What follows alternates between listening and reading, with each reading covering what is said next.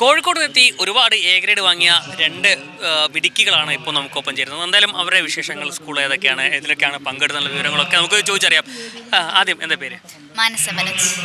അൽനിക അശോക്. ഇവിടെ കലോത്സവത്തിന് ഒരുപാട് എ ഗ്രേഡൊക്കെ വാങ്ങിക്കൂട്ടിയായിരുന്നു. ഏതിനൊക്കെയാണ് പങ്കെടുത്തിരുന്നത്? ഞാൻ അഷ്ടപതി, സംസ്കൃത പദ്യം, പിന്നെ അതിൽ ഗാനാലാപനം, പിന്നെ മംഗലം കളി. നാലും എ വാങ്ങി. അതെ. എന്തായാലും കൺഗ്രാജുലേഷൻസ്. ഞാൻ കാവേളിയും മംഗലം കളിയും ഗ്രേഡ്. രണ്ടിലും എ ഗ്രേഡ്. അപ്പം എന്നെത്തിയാണ് ഇവിടെ തിരുവനന്തപുരത്തേക്ക്? ഞങ്ങൾ 2-ാം തീയതി ഇവിടെ എത്തി. കലോത്സവം തുടങ്ങുന്നതിന് 2 ദിവസം മുമ്പേ ഇവിടെ എത്തി. ഇതിന്റെ അവസാന ദിവസം ഇവിടെ നിൽക്കുന്നത് എന്തോ കലോത്സവം ഇവർ കണ്ട് എന്തായാലും ആസ്വദിച്ചു എന്ന കാര്യത്തിൽ സംശയമില്ല. നമുക്ക് എന്തായാലും പ്രേക്ഷകർക്ക് വേണ്ടിയിട്ട് എന്താ അത് അവതരിപ്പിക്കാം.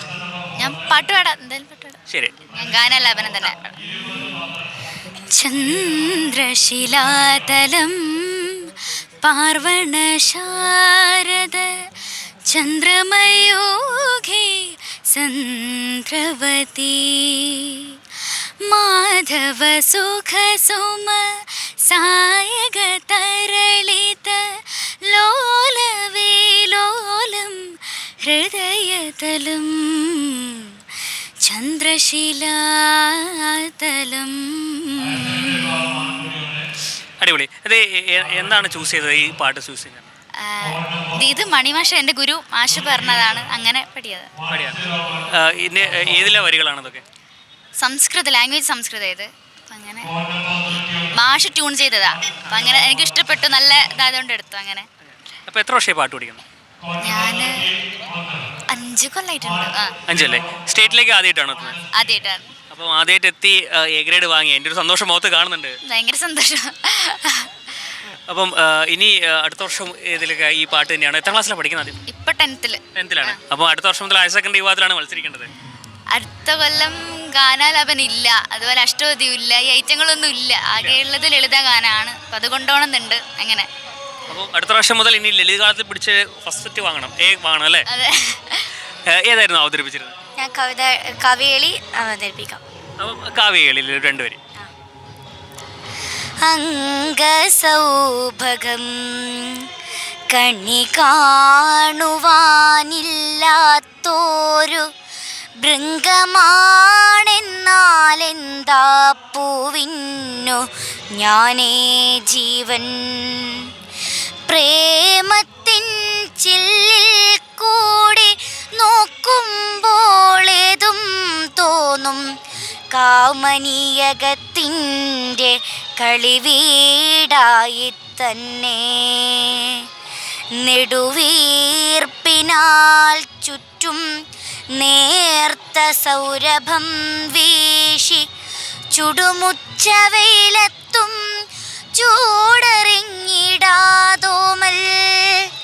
ചെവിയോർത്തു നിന്നീടും മത്സമാഗമം മുൻപിട്ടവിടെ ഗ്രഹിപ്പിക്കുമെൻ മൂളിപ്പാട്ടിനായി. പാട്ട് നേരത്തെ പഠിക്കാറുണ്ടോ? പാട്ട് പഠിക്കലുണ്ട്. എത്ര വർഷമായി പഠിക്കുന്നു? അപ്പോൾ ഞാൻ 4 വർഷമായിട്ടുണ്ട്. എങ്ങനെ, ഫസ്റ്റ് കലോത്സവമാണോ? സംസ്ഥാനത്ത് ആദ്യമായിട്ടാ. അപ്പം ഒരു ടെൻഷൻ ഉണ്ടായിരുന്നോ ഈ മത്സരത്തിൽ പങ്കെടുക്കുമ്പോൾ? നല്ല ടെൻഷൻ ഉണ്ടായിരുന്നു. പക്ഷെ അതിനൊക്കെ മറികടന്നുകൊണ്ട് വാങ്ങിയല്ലേ? വേറെ ഏതിലായിരുന്നു പങ്കെടുക്കണ്ടായിരുന്നു?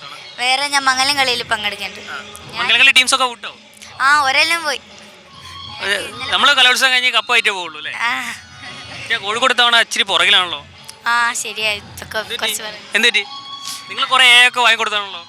ഞാളേലും വാങ്ങി, പക്ഷെ എന്തോ ബാക്കിലായി പോയി. ശരി, ഇനി സമയമുണ്ട്, ചിലപ്പോൾ തിരിച്ചു പിടിച്ചാലോ അല്ലേ? അപ്പോൾ നിങ്ങൾ പഠിപ്പിക്കുന്ന മാഷ് കൂടി നമുക്കൊപ്പം ചേരുകയാണ്. മണിസാറാണ് ഇവരൊക്കെ പഠിപ്പിക്കുന്നത്. മണിസാറെ, എന്തായാലും പിള്ളേരൊക്കെ അടിപൊളിയായി പാടി, മാഷാണ് പഠിപ്പിക്കുന്നതെന്നൊക്കെ പറഞ്ഞു. എന്തൊക്കെയാണ് ഇവരുടെ വിശേഷങ്ങളൊക്കെ? കൂടുതൽ കുട്ടികളാണ് നമ്മളെ പവർ. ഇവരെ എപ്പോഴും എൻ്റെ കൂടെ തന്നെ ഉണ്ട്.